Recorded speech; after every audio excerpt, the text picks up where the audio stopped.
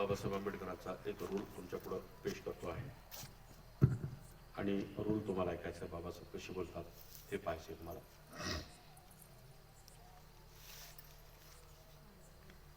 बाबासाहेब आंबेडकर कशी बोलतात, त्यांचा आवाज कसा आहे, त्यांचं बोलण्याची पद्धत कशी आहे.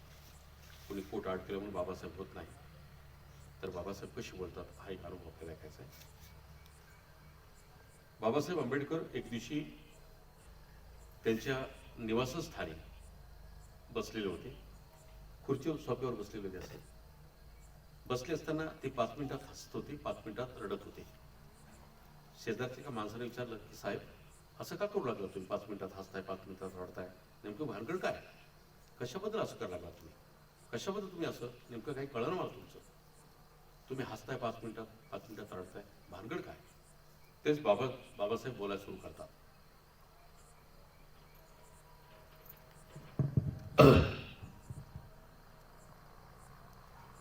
मी 5 मिनिटात हसतो आणि 5 मिनिटात रडतो. याचं विश्लेषण तुम्हाला हवंय का, तर मी हसतो का याचं कारण अगोदर सांगतो. मी आनंदित कशामुळे आहे याचं कारण तुम्हाला सांगावं लागेल. मी आज देशाला संविधान समर्पित केलं आहे, राज्यघटना देशाला बहाल केली आहे. त्यामुळे आता सामान्य माणसाला राजा बनण्याची संधी प्राप्त झाली आहे. सामान्य माणूस आता गुलामीत जखडून राहणार नाही, तो आता अत्तदीप भव होणार आहे. म्हणून आज मला या गोष्टीचा परमानंद होत आहे. पहिला राजा राणीच्या पोटातून यायचा, परंतु आता इथून पुढे राजा मतपेटीतून जन्माला येणार आहे. मतपेटीतून माणसाला एक मत देण्याचा मी राज्यघटनेत तसं तरतूद केलेली राज्यघटना भारतीय संविधान देशाला मी समर्पित केला आहे. त्यामुळं आता माणसाला सुवर्ण संधी प्राप्त झाली आहे. त्यामुळं सामान्य माणसाला मी अधिकार दिले, त्याच्यामुळे मला परमानंद झाला आहे. मला आनंद झाला आहे की सामान्यातला सामान्य माणूस, ओबीसी असेल, साळी माळी कोळी तेली तांबळी हटकर धनगर लोहार सुतार महार मांग सांबार 18 पगड जात गोसावी असेल, या सगळ्यांना समान संधी भारतीय राज्यघटनेत मी अंतर्भूत केलेली आहे. त्यामुळं मला मोठा आनंद झाला आहे. का, त्यांच्या विकासाची दारं खुली झाली आहेत. आता त्यांच्या विकासाला मोठी गती प्राप्त होणार आहे. चौफेर त्यांचा प्रगतीचा घोडा वारून आता उधळत जाणार आहे. याचा मला परमानंद झालाय. याच्यामुळे मी हसतोय. सामान्य माणसाला सुद्धा अशी संधी मी बहाल केली आहे.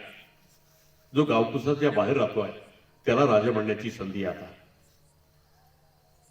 तर मी 5 मिनिटात रडतो याचं कारण पाहू. मला राजरत्न नावाचा बाळ माझा, तो तापाने खूप फणफणला होता. मी त्याला जवळ घेतलं आणि फणफणलेला हा माझा राजरत्न मी माझ्या खांद्यावर ठेवला. तो चरचरा पळत होता. इतकी ताप त्याला आली होती. परंतु आजारी अवस्थेत माझ्या राजरत्न बाळाला मी औषध पाणी देऊ शकलो नाही. माझ्या खिशात दमडा सुद्धा नव्हता. माझ्याकडे पैसे नव्हते. माझ्या लाडक्या राजरत्नला मी दवाखान्यात घेऊन जाऊ शकलो नाही. का, तर माझ्याकडे पैसे नव्हते. मी थोड्याच वेळात कोर्टात गेलो.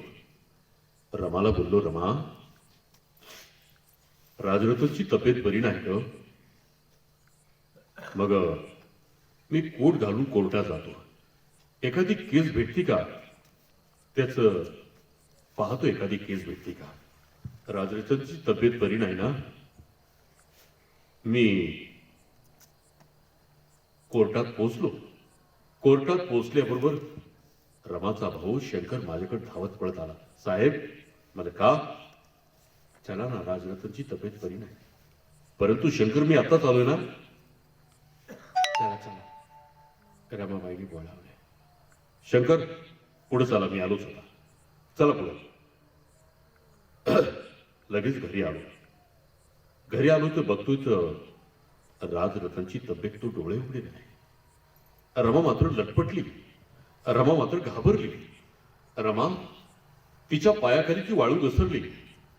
रमा मला कालच बोलली होती, काय साहेब, आपला हा राजरतन बाळ, त्याचा चेहरापट्टी तुमचीच कार्बन कॉपीच वाटतोय.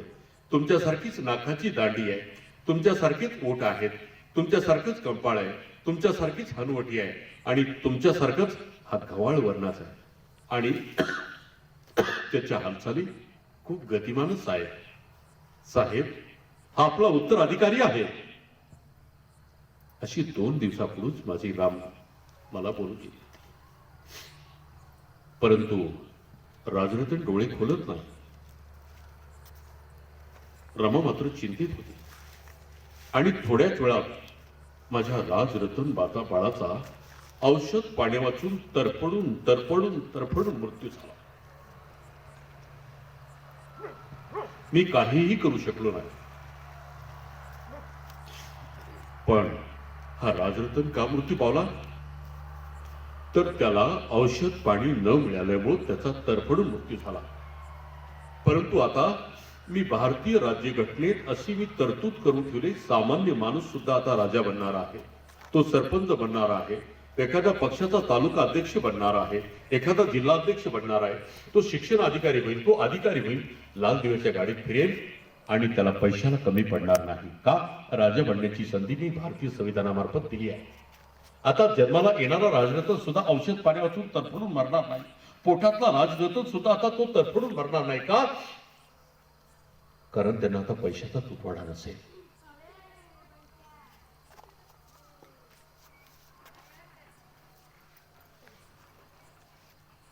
माझी इंदू सुद्धा अशी तरफडून गेली. मी वाड्या वस्तीवर गेलो आणि निद्रिस्त बांधवांना उठा, शिका, संघटित व्हा, संघर्ष करा, गुलामाला गुलामीची जाणीव करून द्या, म्हणजे तो बंड करून उठेल. 100 दिवस हिळून जगण्यापेक्षा 4 दिवस वाघ म्हणून जगा. मी वाड्या वस्तीवर गेलो, निद्रिस्त बांधवांना जाग केलं. उठा, तुम्हाला सुद्धा माणूस म्हणून जगण्याचा अधिकार आहे, तुम्ही माणूस म्हणून जगू शकताय, उठा. त्यांच्यात आत्मविश्वास निर्माण केला. ती उठू लागली, बोलू लागली, डोळ्यात डोळे घालून बोलू लागली. त्यांच्यात स्वाभिमान निर्माण झाला, त्यांच्यात नवचैतन्य निर्माण झालं. मी अशी लढाई लढू लागलो. परंतु समाजाला जागा करण्यासाठी मी बाहेर थांबलो. परंतु त्या बदल्यात नुकसान असं झालं, माझी 4 बाळं तरफडून मेली. कशी तरफडली असतील ती माझी बाळं? ती बाळं मी व्यवस्थित सांभाळली असती, त्यातल्या एकही बाळाचा मृत्यू झाला नसता. पण मी वाड्या वस्तीवर गेलो, इकडं माझी बाळं व्यवस्थित मी त्यांना सांभाळली असती, त्यांना औषध पाणी केलं असतं, तर ती बाळं, त्यातल्या एकही बाळाचा मृत्यू झाला नसता. राजरतनचा मृत्यू झाला. रमा बेचैन झाली, अस्वस्थ झाली, माझ्या गळाला मिठी मारली. साहेब, आता आपण पुढ्याच्या सहाऱ्याने जगायचं. रमाला समजावून सांगितलं, रमा, मी ज्याला गुरु मानतो तो भगवान बुद्ध. त्याला 3 महाल होते, उन्हाळ्याचा महाल, पावसाळ्याचा महाल, हिवाळ्याचा महाल, लाखो करोड रुपयाची संपत्ती, राजकुमार. भगवान बुद्ध पुढे सांगतात, माझ्या दरबारामध्ये 1 मोर आणि 2 हरिण कापली जायची रोज शिकार करून, आणि ती सगळं मटण नौकरांना सुद्धा खाण्याला दिलं जात असे. एवढं स्वातंत्र्य माझ्या घरात होतं, मला काही कमी नव्हतं. पण भगवान बुद्धाला एक मुलगा झाला, त्याचं नाव राहुल ठेवण्यात आलं. पण भगवान बुद्धाने त्या राहुलला सुद्धा भिक्षू बनवलं आणि स्वतःची वंशवेल छाटली. का? जगाच्या कल्याणासाठी आपला बाळ कुर्बान केला. महात्मा फुलेला अजिबात लेकरू बाळ नव्हतं. ब्राह्मणाचा मुलगा, यशवंत नावाचा मुलगा, त्यांनी दत्तक घेतला, त्याला मोठं केलं, डॉक्टर बनवलं. अशी माझी महात्मा फुले, असे भगवान बुद्ध. मग रमा, आपल्या बाळाचा मृत्यू झालाय, मग काय फरक पडतोय का? हा, समाजातले राजरतन, हे राजरतन तुझे आणि माझे. एका राजरतनची आई काय बनतेस? 9 कोटी समाजाची आई बनणार आहेस तू आता, आणि मी बाप बनणार आहे.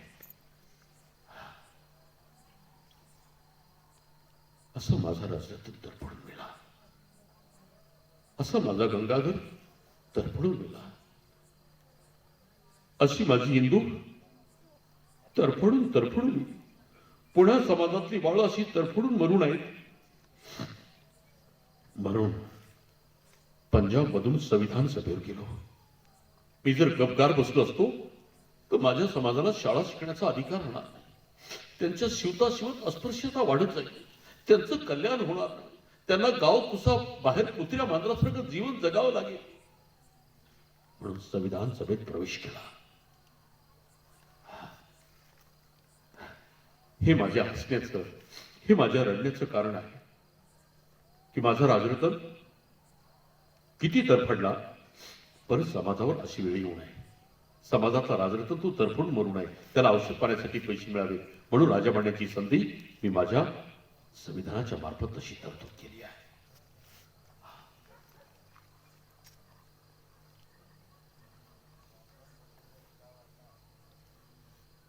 राजरतनची आठवण आली की अंगावर रोमांच उठतात.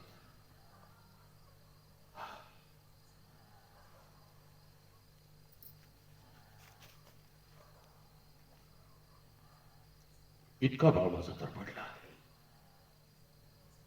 इतक्या यातना वेदना सहन केल्या. रमा माझी काळजी करायचो, मी समाजाची काळजी करायचो. हे माझ्या हसण्याचं आणि रडण्याचं कारण आहे. ठीक आहे, उशीर खूप झालाय. उद्या अजून मला भंडाऱ्याचा प्रसंग सांगायचा होता, पण उद्या चर्चा करू. आता खूप उशीर झालाय, इथे थांबू आपण आता. तर हे बाबासाहेब आंबेडकर, त्या बाबासाहेब आम्ही समजून घेत नाही. नुसतं पिक्चर मालिका बघत बसतो, मोबाईल मध्ये बघत बसतो.